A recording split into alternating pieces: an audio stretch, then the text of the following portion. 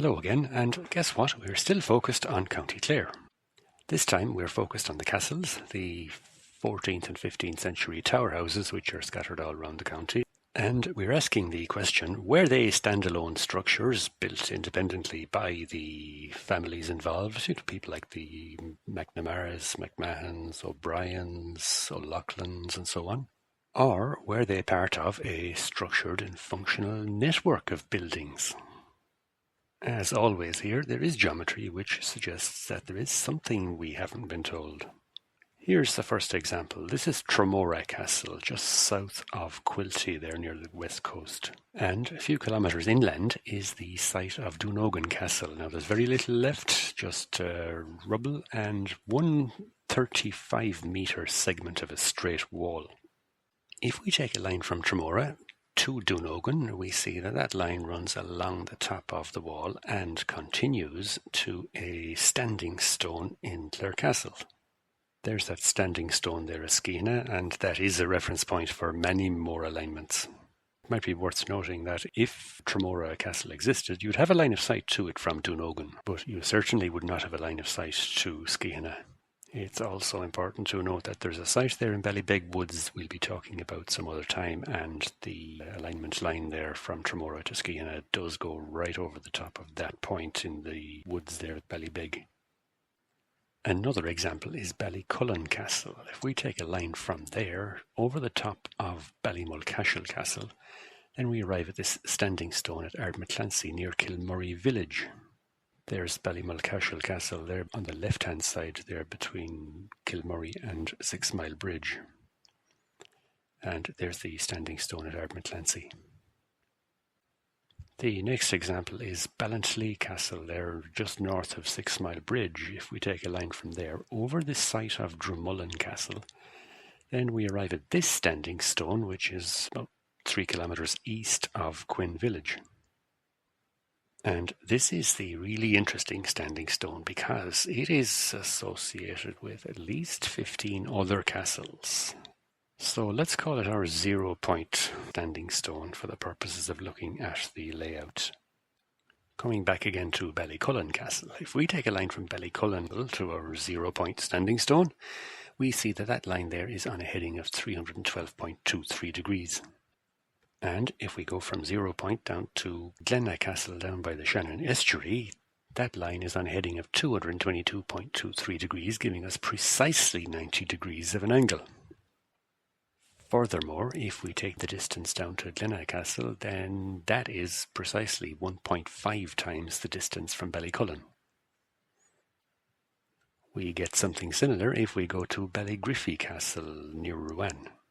A line from our 0 point standing stone up to Ballygriffy runs on a heading of 306.43 degrees. A line to the site of the castle at Tulla runs on 36.43 degrees, again giving us precisely 90 degrees between the two locations. And the distance to Ballygriffy is precisely twice the distance to Tulla. There's one of the old Ordnance Survey maps showing the location of Tulla Castle. It's long gone now. There's a church, cemetery and various other old buildings on top of that hill. This is Rossmanaher Castle, not far from Bunratty. A line from our 0 point standing stone to here is on a heading of 168.14. And a line out to Drimeen Castle near Bodyke, between Bodyke and Broadford there, is running at 78.14, again giving us precisely 90 degrees of difference.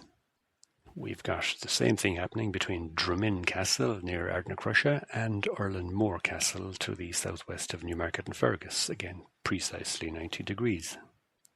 If we go from Dangan Castle, that's Dangan Vigan, a short distance to the northwest, then down to the Standing Stone, then turn right and we go to Castle Rock Castle. There's only rubble there now. It's on the Tulla Road at Ennis. But the locations sit at precisely 90 degrees to our Standing Stone.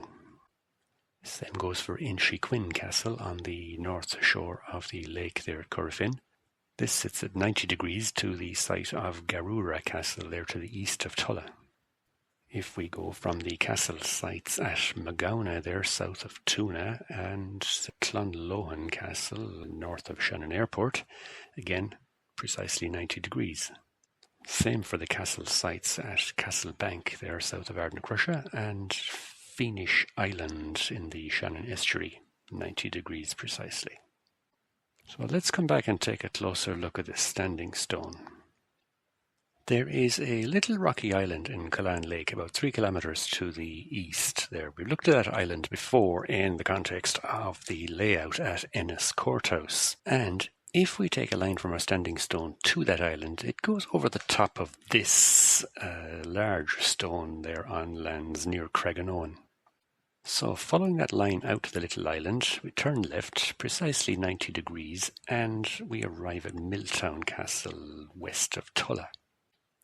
That's on a heading of 340.68 degrees. Now, if we come back to the standing stone, go north-northwest on the same heading, 340.68 degrees, then we hit Corbally Castle, well, the site of Corbally Castle. There's nothing there anymore. There are the two angles of precisely 90 degrees, and if we link Corbally Castle with Milltown Castle, then we go over the top of a little grove of pine trees there beside Formerla Lake. In that grove of pine trees is a stone which looks like a toppled standing stone. It's the only stone that's been left around in this fairly carefully reclaimed field. So it looks like these stones were position markers between the castles. Coming back again to our 0-point standing stone there near Quinn, there is a conspicuous little bit of a hedge that's been left there in that field. There's a side view of the hedge on the stone, and there's a view of the hedge in line with the stone. And if we look at the overhead, we'll see that that hedge is 124 feet long. Now, as we've seen in previous videos, 124 feet at this latitude is exactly 2 degrees of meridian arc. It could be a coincidence, of course, but we've seen this unit of measurement of 62 feet used all around this part of the country, suggesting that builders knew precisely how far from the North Pole they were. If, as a test, we go here to the north of Scotland, this is John O'Groats Harbour. And the 2 degrees of meridian arc here, because we're closer to the North Pole, is only 106 feet. So that'd be 53 feet instead of 62 feet. What if we take a line from the stone along the top of the hedge and away towards Kilkishen? What we see is that we hit the tower on the Church of Ireland church there. And we do that on a heading of 98.8 degrees. And if we go back to the stone, turn left and go south at 188.8 degrees, then that 90-degree angle takes us straight to Rallahine Castle. And on the way there to Rallahine Castle, we go through this little piece of woodland, through the centre of it. It's likely we would find another standing stone in there.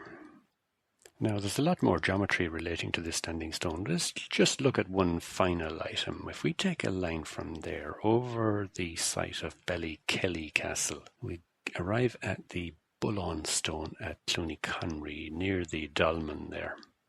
And coming back to the standing stone, turn 90 degrees north, then we arrive at this dolmen in Newgrove, near Tulla.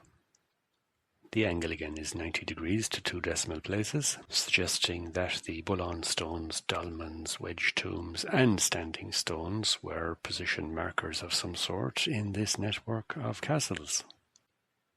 Now, of course, much more work needs to be done, but there's enough geometry here to suggest that these castles were not built at random around the countryside, and that the stones and dolmens had to have some sort of symbolic or energetic function in this network. So, as they all say on YouTube, please like, subscribe, share and comment. Thank you very much.